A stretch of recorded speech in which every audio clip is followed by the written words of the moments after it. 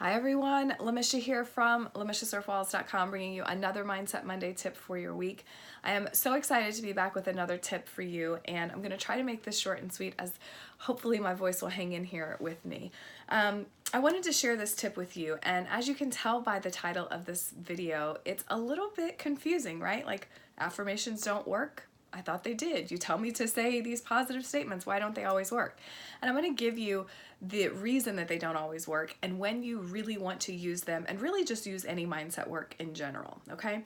So I'm going to use this example of if you have a problem, right? So let's say, for example, you have a problem in your finances and you're really wanting to transform your financial situation. You're focused on it. You're looking at your bank account. You're looking at your debt, your bills, and it's creating some angst and anxiety. A lot of time that angst and anxiety leads to negative mindset around it. We're wondering how we can pay our bills. What happens if I can't pay my bills? And that just really snowballs into this massive mental storm that creates more lack in our lives. And not only does it create more lack, but it just creates a really negative feeling. And we know we can't create what we want from that place. So a lot of times I hear people saying, listen, Lamisha, I've done the affirmations and they don't work. And my question is, when are you doing them?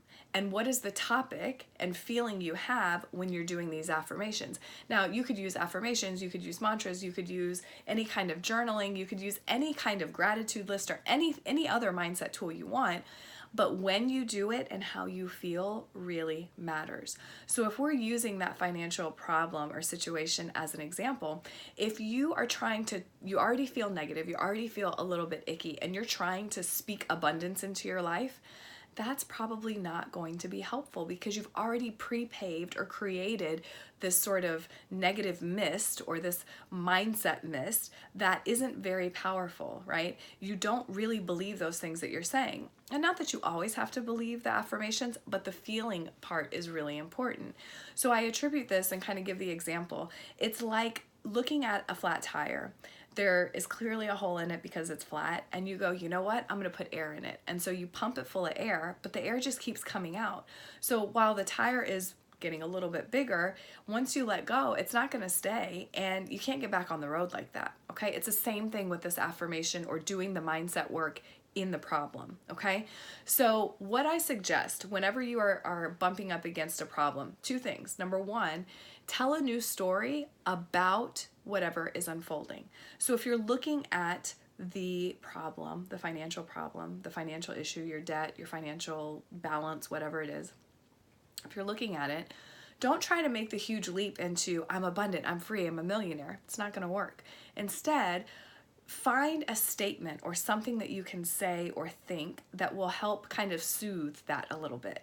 It's not going to take all the worry away, but it's going to soothe it a little bit to withdraw some of that energy. And for me, it's the statement that everything can change very quickly. And I don't always get there. I don't get there very quickly in some cases. But when I'm really stuck in that muck, what often happens is I'll be in it for a couple of hours, sometimes it's a couple of days, and there's a little voice in the back of my head that says, it's not going to last forever. It can change very quickly. And it's almost as if I can take a sigh of relief knowing actually that's true. And I've had experiences where it can change very quickly. So that's number one. If that statement works, use that statement for yourself or find another one that resonates, okay? The second thing I recommend is for you to shift your focus and withdraw it completely from the problem. And you may have heard me talk about this before, but it is so important to stop feeding and fueling the problem or the challenge or the thing that isn't working, especially when you feel all crunchy or clenched up about the problem. You're not going to solve anything from that place. So instead, give yourself a breather, give yourself some pause, turn your attention instead to something that's a bit easier to think about. It can be a neutral feeling, it can be something that makes you really happy. It doesn't have to be, anything related to the other thing, or it doesn't have to be anything extravagant, just some little tiny shift that will help withdraw your attention and focus from the thing that's not working to something else. For me, I'm a project person. I also read a lot, so that works well. But a lot of times if I have a project or something else I can completely, dedicate my focus and attention to, it works wonders. So the idea is withdraw your attention from the place that's not working, right? Just understand that you need to withdraw your attention and turn to focus on something else, and then use some kind of mantra or statement or something that reminds you that that situation can change quickly, something that will soothe it just a little bit. It's not going to solve it. You don't have to solve it right now. Everything will be working out for you. That's another really good one, right? Everything is always working out for me. I don't need to worry about this right now.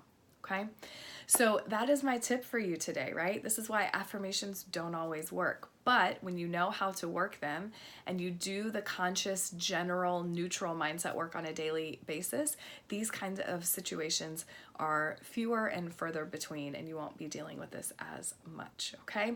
So I would love to hear your thoughts on that. Tell me if this resonates for you. If you have questions about it, feel free to post some questions or your comments below.